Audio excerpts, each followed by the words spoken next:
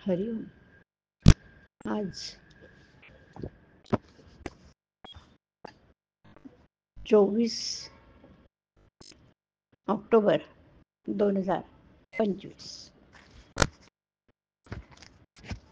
शुक्रवार, कार्तिक शुद्ध त्रयोदशी.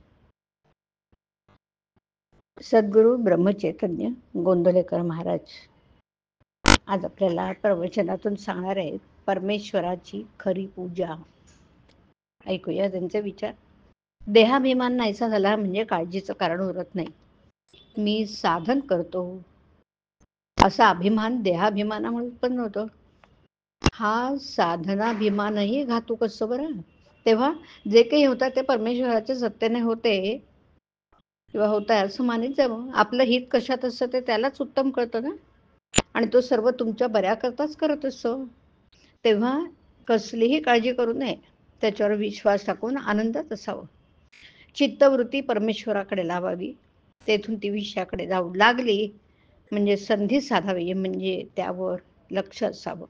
मन विषयाकार होऊ लागलं म्हणजे माझं स्मरण करावं. बऱ्याच वेळाने आठवण झाली तरी माझं स्मरण करावं, म्हणजे पुढे पुढे लवकर लवकर आठवण होऊ लागेल.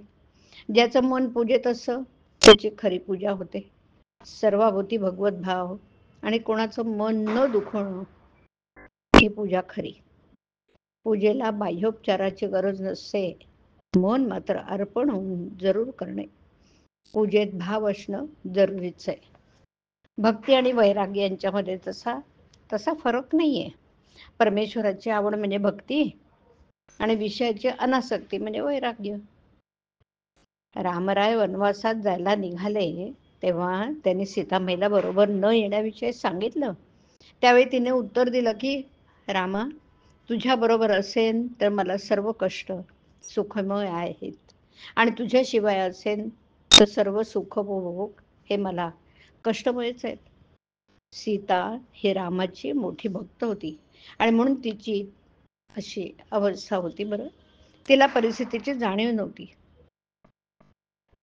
पण आपली गोष्ट अशी नाही, आपण एकीकडे परिस्थितीवर अवलंबून आहोत आणि दुसरीकडे आपल्याला भगवंत पाहिजे. म्हणून आपण मध्यम मार्ग धरावा, आणि तो हा की आपण म्हणावं, रामा, माझी परिस्थिती तुझ्या इच्छेवर अवलंबून आहे. असं आपण मनपूर्वक म्हटलं की परिस्थिती बदलली तरी आपला आनंद टिकेल. माझ्या देवालाही आवडेल का, अशा भावनेने जगात वागणं हा सगुणोपासनेचा हेतू आहे. जशी जशी आपली सगुणाची उपाधी वाढवतो तशी तशी आपली इतर उपाधी कमी कमी होत जाते. सगुणाच्या उपासनेला आज आपण कल्पनेने प्रारंभ करू. मागून निश्चयात्मकता आपोआप येईल.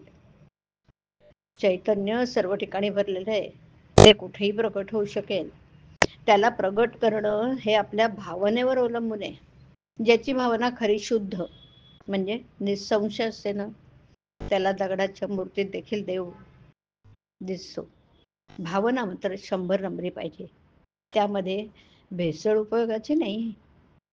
उपाधी किंवा वासना नाहीशा करण्यासाठीच नाम घ्यायचं. हरिओम.